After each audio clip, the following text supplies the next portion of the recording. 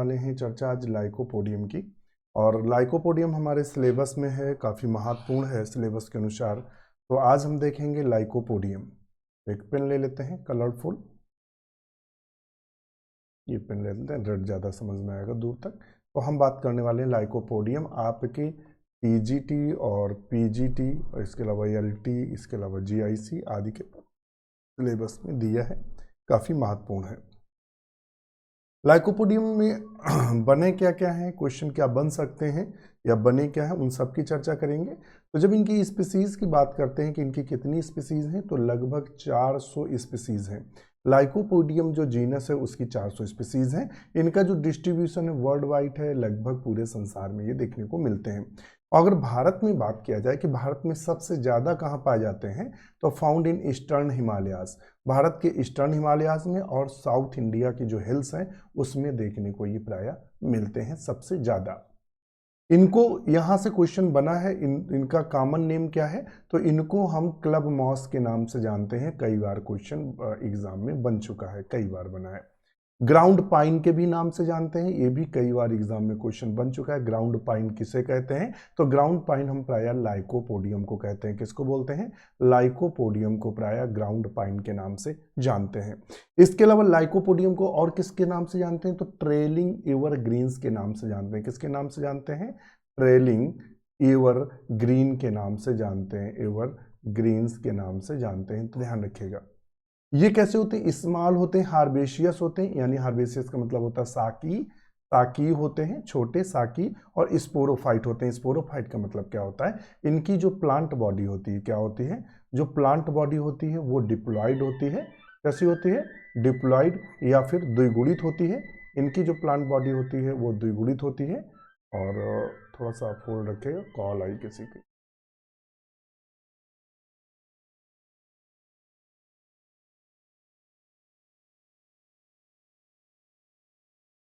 तो कैसी होती है प्लांट बॉडी, तो प्रायः इनकी प्लांट बॉडी डिप्लॉयड होती है। और अगर इनके मार्फोलॉजी की बात करें, इनकी आकारकी की बात करें कि इनकी शारीरिक संरचना कैसी होती है, तो इनकी आकारकी में जब हम बात करते हैं, तो आकारकी में इनकी जो प्लांट बॉडी होती है, क्या होती है, जो इनकी प्लांट बॉडी होती है, सॉरी, जो इनकी प्लांट बॉडी होती है, पूरा शरीर जो होता है 3 भागों में बटा रहता है, लीफ, स्टेम और रूट। जड़ तना पत्तियों में विभेदित रहता है। किस में विभेदित रहता है, तो ये प्रायः जड़ तना पत्ती तीनों में विभेदित रहता है। ध्यान रखिएगा, किस में विभेदित रहता है, जड़ तना और पत्ती में। इसके अलावा एक साइंटिस्ट थे, एक वैज्ञानिक का नाम है प्रिटजेल। क्या नाम है, प्रिटजेल नाम के वैज्ञानिक थे। उन्होंने 1900 में डिवाइड लाइकोपोडियम इन 2 सब जेनरा, इन्होंने क्या किया था कि डिवाइडेड इन 2 सब जेनरा, लाइकोपोडियम को प्रायः 2 सब जेनरा में इन्होंने विभाजित किया था। लाइकोपोडियम को कितने जेनरा में बांटा था, तो प्रायः इन्होंने लाइकोपोडियम को 2 जेनरा में बांटा था।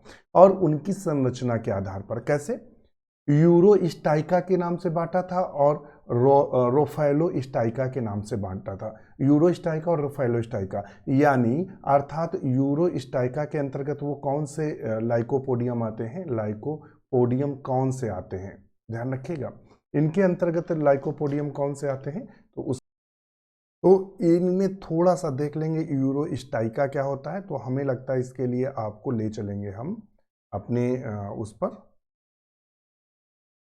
बोर्ड पर, श्याम पट पर ले चलेंगे, क्योंकि श्याम पट के बिना समझ में नहीं आएगा। तो कुछ मज़ेदार चीज़ें भी आपको जाननी चाहिए। हो सकता है कभी क्वेश्चन घुमा के पूछ दे, क्योंकि हरदम क्वेश्चन आपके अकॉर्डिंग नहीं बनते हैं या आपके अनुकूल नहीं बनते हैं। क्वेश्चन अपनी फितरत के आधार पर एग्जामिनर बनाता है, तो उनको भी हमें ध्यान में रखना है। तो जैसे कि अभी हमने बताया, यूरोस्टाइका की बात करते हैं, इसकी बात करते हैं यूरोस्टाइका की।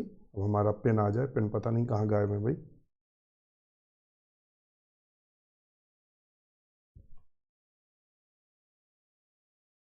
तो पहले यूरोस्टाइकिया में बांटा। यूरोस्टाइकिया के मेन गुण क्या थे, मेन कैरेक्टर क्या थे, तो ये बता दें कि ये सदैव इरेक्ट रहते हैं, ये पौधे सदैव इरेक्ट रहते हैं, अर्थात इनकी प्लांट बॉडी हरदम खड़ी रहती है, इस तरीके से ऊपर की ओर खड़ी रहती है।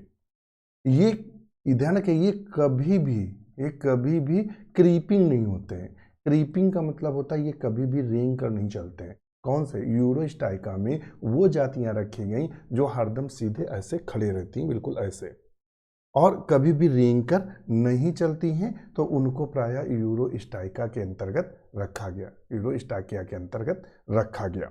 दूसरा, इनकी और खास बात थी कि ये डाइकाटोमसली ब्रांचिंग थे, अर्थात ये जैसे मान लो ये गया है, ये एक शाखा गई है और ये एक शाखा गई है, तो ये अग्रभाग पर प्रायः दो भागों में इस तरह से बढ़ जाते हैं। इन्हें डाइकाटोमसली ब्रांचिंग के नाम से जानते हैं, डाइकाटोमसली ब्रांचिंग, अर्थात इसको द्विभाजी शाखित बोलते हैं। क्या बोलते हैं? द्विभाजी शाखित बोलते हैं, शाखित के नाम से जानते हैं। तो वो पाई जाती है, इसमें प्रेजेंट रहती है। किसमें? यूरोस्टाइका में। यूरोस्टाइका में जो वेजिटेटिव रिप्रोडक्शन होता है, वेजिटेटिव का मतलब कायिक जनन जो होता है वो बुलबिल्स के द्वारा होता है। किसके द्वारा होता है? बुलबिल्स के द्वारा होता है, ध्यान रखिएगा, बुलबिल्स के द्वारा कायिक जनन होता है। और ये प्रायः किस में देखने को मिलते हैं? तो ये प्रायः हमने आपको जो यहाँ चित्र में बनाया है, तो ये इरेक्ट होते हैं, नेवर क्रीपिंग, डाइकोटोमस ब्रांचिंग पाई जाती है। और ये देखने को कहाँ मिलते हैं? तो अगर इसके एग्जाम्पल लेंगे तो एग्जाम्पल लेंगे लाइकोपोडियम सिलागो, इसका एग्जाम्पल है। दूसरा लाइकोपोडियम सबुलेटम, क्या बोलते हैं? सबुलेटम, सबुलेटम। और इसकी एक और जाति है लाइकोपोडियम कंप्लेनेटम, ये एग्जाम्पल है यूरोस्टाइकिया के। अब आता है रोफैलोस्टाइकिया के कैरेक्टर क्या है, तो चलते हैं अपने बोर्ड पर, रोफैलोस्टाइकिया की बात करते हैं। रोफैलोस्टाइकिया के गोल कौन से हैं, ये वो कौन से लाइकोपोडियम होते हैं? तो ये प्रायः क्रीपिंग होते हैं। कैसे होते हैं? क्रीपिंग होते हैं। क्रीपिंग का मतलब क्या होता है? तो क्रीपिंग का मतलब होता है ऐसे जो रेंग कर चलते हैं। कैसे? जो प्रायः रेंग कर चलते हैं, उनकी बात कर रहा है। तो आप देखेंगे ये वाला देखिएगा, ये सीधे खड़ा है, ये क्या है? ये अगर यहाँ देखेंगे तो यूरोस्टाइकिया, इसका क्या है? पौधा बिल्कुल सीधे खड़ा हुआ है। और अग्रभाग पर अगर यहाँ देखेंगे तो ये आगे चलकर दो दो भागों में बट गया, ऐसे जगह है और ऐसे करके दो भागों में बटा है, ये भी दो भागों में बटा है। अच्छा, इसमें क्या है? इसमें क्रीपिंग है। इसमें क्या है? इसकी कुछ सतह रेंग कर चल रही है, मिट्टी के समानांतर चल रही है, तो ये इसमें है। जिसमें क्लेवेटम आता है। कौन आता है? प्रायः क्लेवेटम वगैरह आता है। तो ये रोफैलोस्टाइकिया के अंतर्गत आता है, ये वाला। ये देखिएगा, ये क्या है? रेंग कर चल रहा है और ये ऊपर उठ कर चल रहा है। तो बस इतना ही अंतर है दोनों में। अच्छा, अब हम इनके कैरेक्टर्स पे चलेंगे। मेन कैरेक्टर्स क्या होते हैं? ये सदैव विसर्पी होते हैं, अनेक ऊर्ध्व शाखाएं विकसित रहती हैं, मतलब होते क्रीपिंग है मगर इनसे इरेक्ट ब्रांच निकली रहती हैं, इरेक्ट ब्रांच निकली रहती है मगर होते क्रीपिंग है। और पुरानी शाखाएं डाइकाटोमस होती हैं, वही जो इनकी जो ओल्ड ब्रांच होती हैं, ओल्ड जो ब्रांच होती हैं वो डाइकाटोमस होती हैं, डाइकाटोमस होती हैं, ध्यान रखिएगा। कैसे होती है? द्विभाजी शाखित होती हैं, जो हिंदी में बोलते हैं। परंतु बाद में बनने वाली शाखाएं और जो रिसेंट में बनती हैं वो मोनोपोडियल ब्रांचिंग होती है। कैसी होती है? मोनोपोडियल ब्रांचिंग होती है। मोनोपोडियल ब्रांचिंग का मतलब जिसमें केवल अग्रभाग पर एक ही इस तरह से दिखाई देता है, तो मोनोपोडियल ब्रांचिंग होती है। ध्यान रखिएगा, इसमें अपस्थानिक जड़ें पाई जाती हैं, यानी एडवेंटिशियस रूट पाई जाती हैं, अपस्थानिक जड़ें पाई जाती हैं, इसको भी ध्यान में रखिएगा।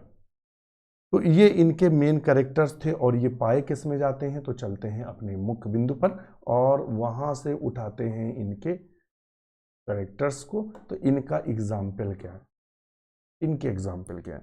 तो इन पे लाइकोपोडियम सरनम है। क्या है? लाइकोपोडियम सरनम,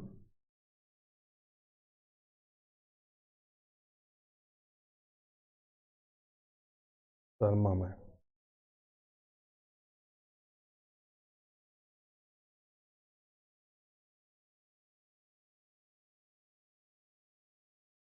तो इसका एग्जाम्पल क्या हुआ? तो इसका एग्जाम्पल है लाइकोपोडियम सरनम, तो लिख दिया लाइकोपोडियम सरनम। दूसरा इसका एग्जाम्पल है लाइकोपोडियम क्लेवेटम, ये एग्जाम्पल है। तो ये मुख्य एग्जाम्पल हैं जो रफेलोस्टाइकिया के अंतर्गत आते हैं। तो पूछ सकता है, अभी तक क्वेश्चन नहीं बने। ये जो पोर्शन है यूरोस्टाइकिया और रफेलोस्टाइकिया से अभी तक question TGT, PGT, LT, GIC में नहीं बने हैं, मगर क्योंकि सिलेबस में है तो नए क्वेश्चन जो फ्रेम होंगे तो यहाँ से उठा सकता है कि इनमें से कौन सी यूरोस्टाइकिया जाती है, या यहाँ से क्वेश्चन पूछ देगा कि यूरोस्टाइकिया जो है वो कैसी होती है, इसमें क्रीपिंग कौन होता है, यूरोस्टाइकिया या रफेलोस्टाइकिया। इस तरह से क्वेश्चन यहाँ इन फ्यूचर आपसे बन सकते हैं। इस जितने में हमने घेरा लगाया है इतने में से अभी तक फिलहाल क्वेश्चन नहीं बने हैं, तो उसको आप ध्यान में रखेंगे। क्या है, आपको पूरा पूरा डाटा दिया जा रहा है। अगर इनकी जड़ की बात करें, इनकी जड़ कैसी होती है, तो first form root is ephemeral.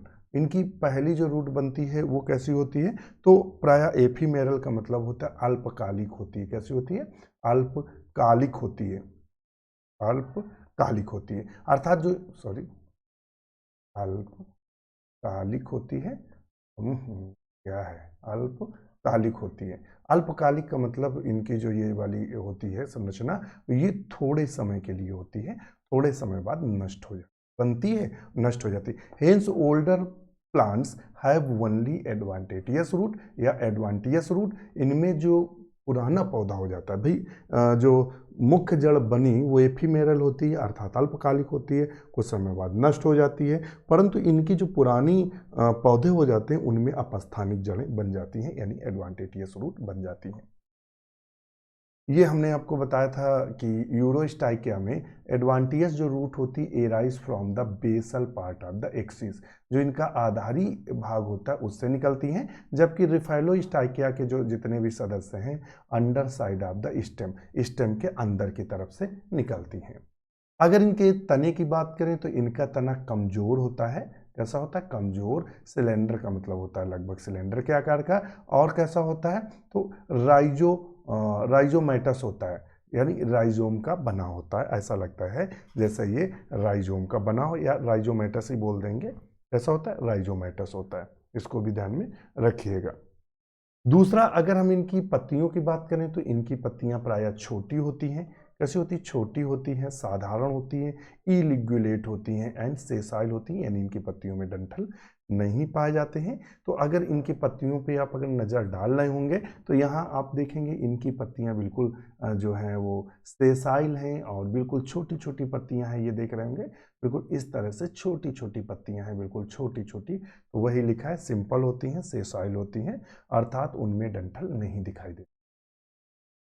अब हम बात करते हैं अपने नेक्स्ट पार्ट की, जो इनमें रूट होती है, जड़। अगर इंटरनल स्ट्रक्चर पूछे, आंतरिक संरचना, तो इनकी जो जड़ होती है उसकी जो एपिडर्मिस होती है भाई, जितने भी जब हम काटते हैं प्लांट की, तो सबसे बाहरी वाली परत को एपिडर्मिस बोलते हैं, और मध्य वाले भाग को हम कॉर्टेक्स बोलते हैं, और अंदर वाले भाग को स्टील बोलते हैं। यही तो है। और स्टील किसका बना होता है, पेरीसाइकिल और जाइलम और फ्लोएम का, इतने का बना होता है। इसमें एंडोडर्मिस को नहीं गिनते हैं। तो ये स्टील है।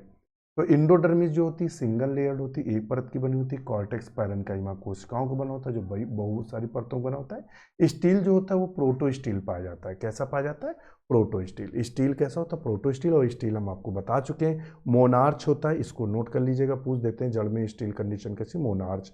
यंग रूट और जो पुरानी होती है उसमें डाई आर्च से लेकर ट्राई आर्च होते हैं, या तो डाई आर्च होंगे या तो फिर ट्राई आर्च होंगे।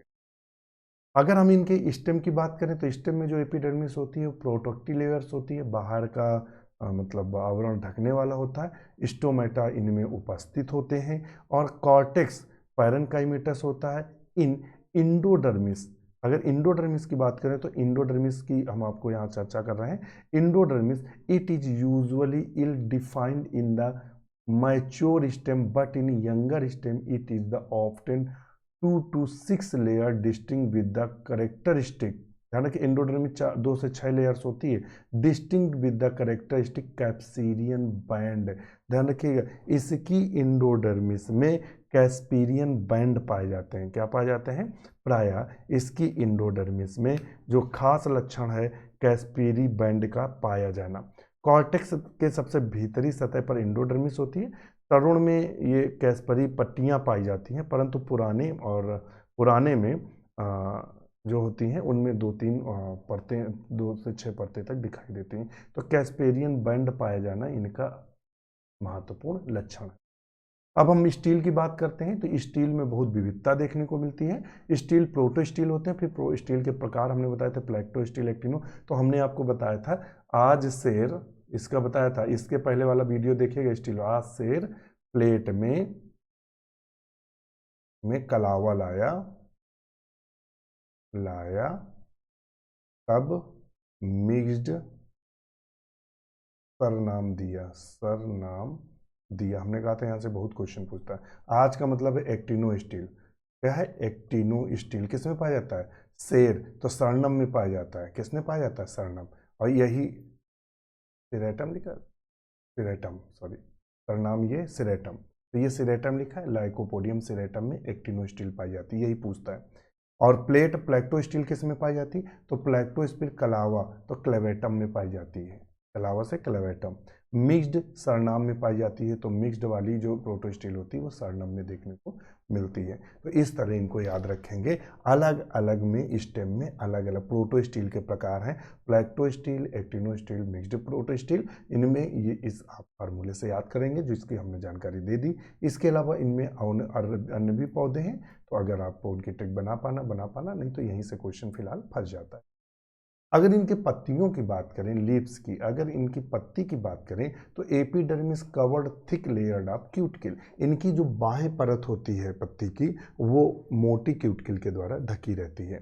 लाइकोपोडियम जो होता है, लाइकोपोडियम आर द एम्फीस्टोमेटिक। एम्फीस्टोमेटिक का मतलब होता है लाइकोपोडियम की जो पत्ती होती है उसमें स्टोमेटा दोनों तरफ पाया। मान लो ये पत्ती, तो यहाँ भी स्टोमेटा पाए जाएंगे और नीचे भी स्टोमेटा पाए जाएंगे दोनों तरफ। मगर इनकी एक जाति है, कौन सी? लाइकोपोडियम कम्प्लेनेटम।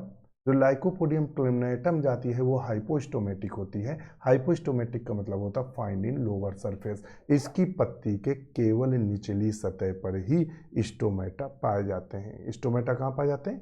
केवल निचली सतह पर ही स्टोमेटा पाए जाते हैं, ऊपरी पर नहीं पाए जाते। किस जाति में? लाइकोपोडियम कम्प्लेनेटम में ऐसा देखने को मिलता है।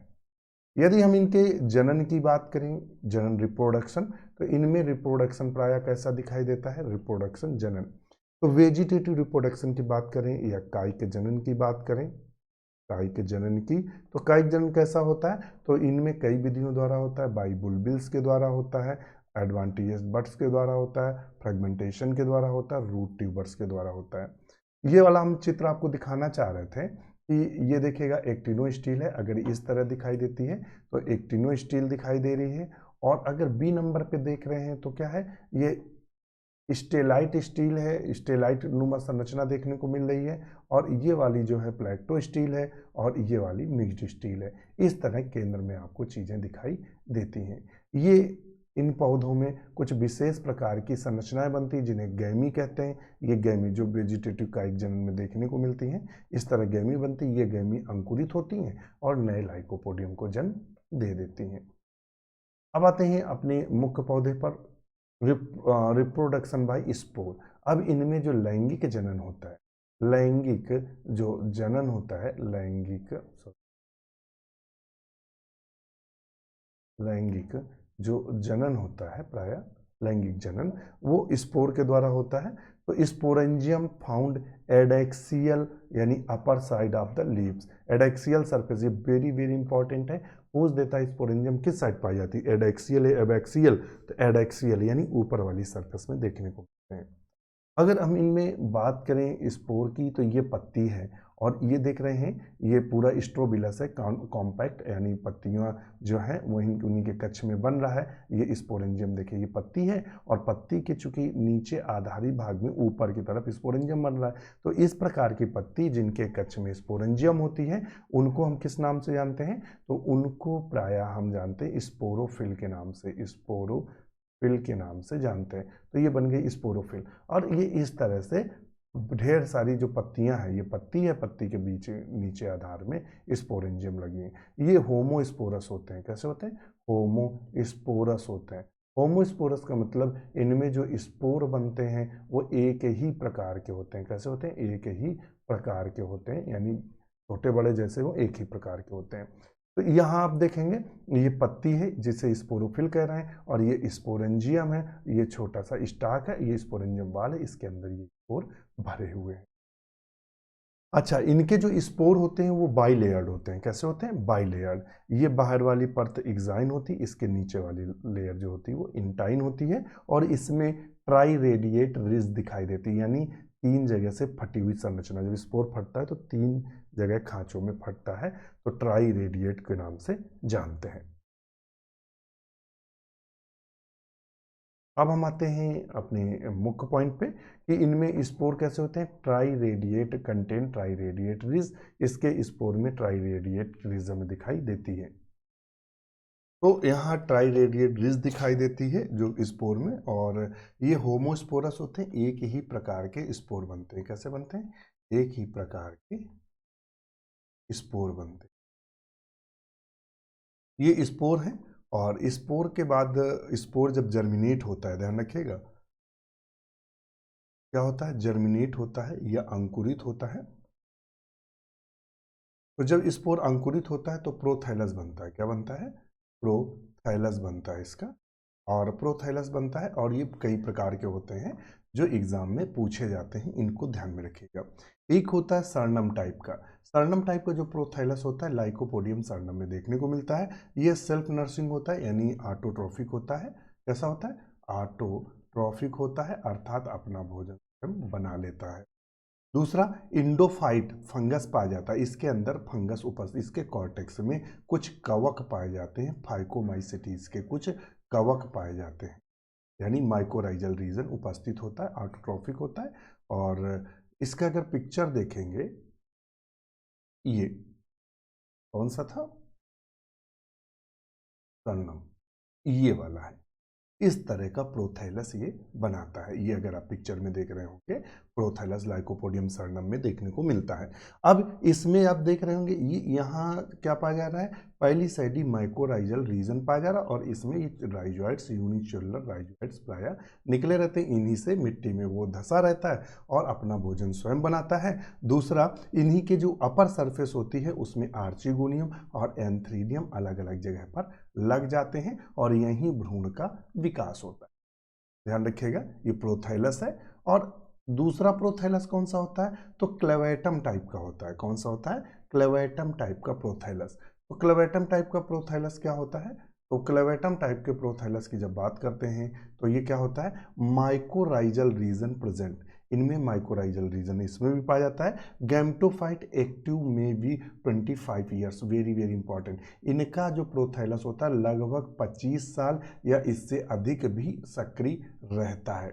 ये इस सैप्रोफाइटिक होते हैं, मृतोपजीवी होते हैं। क्या होते हैं? मृतोपजीवी होते हैं, अर्थात अपना भोजन सड़े गले पदार्थों से प्राप्त करते हैं। लाइकोपोडियम क्लेवेटम और लाइकोपोडियम कंप्लेनेटम में इस प्रकार की कंडीशन देखने को मिलती है। तो ये देखिएगा, ये इस प्रकार का जो प्रोथैलस होता है, ये तो इस प्रकार के प्रोथैलस को हम क्लेवेटम टाइप का प्रोथैलस कहते हैं।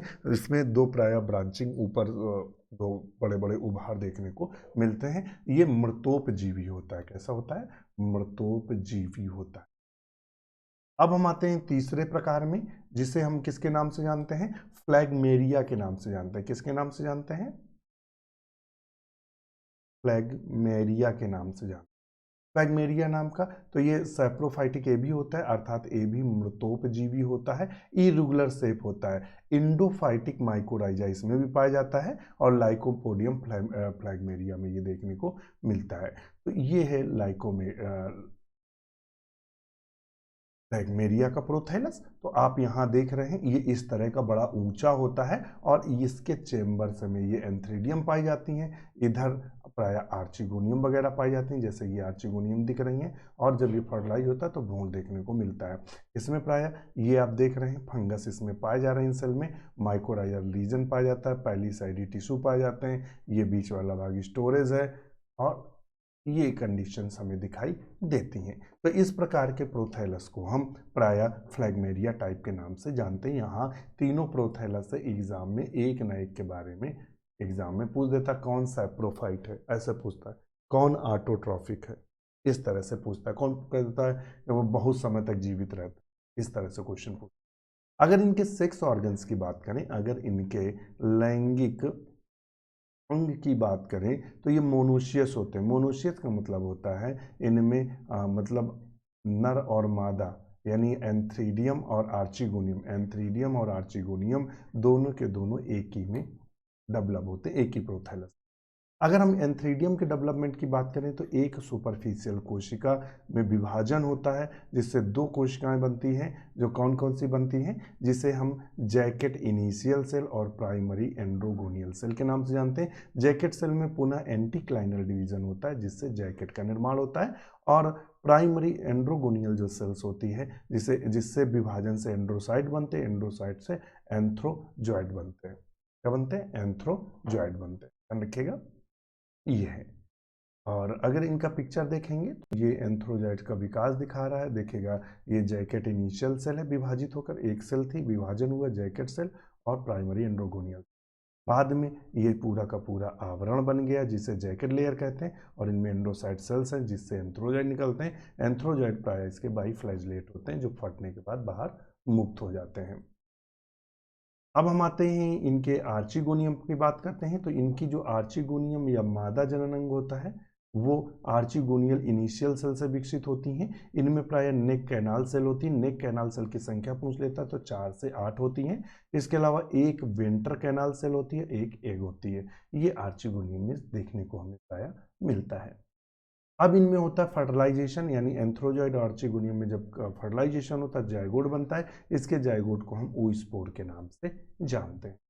और oospore जो होता है, देखिएगा ये आर्चिगोनियम है, देखिए आर्चिगोनियम है, आर्चिगोनियम में ये नेक कैनाल सेल पाई जा रही है। ये वाली वेंटर कैनाल है, ये हमारा एग है, ये नेक कैनाल सेल है, और ये नेक कोशिका है, और ये वेंटर कैनाल सेल है जो संख्या में 1 होती है।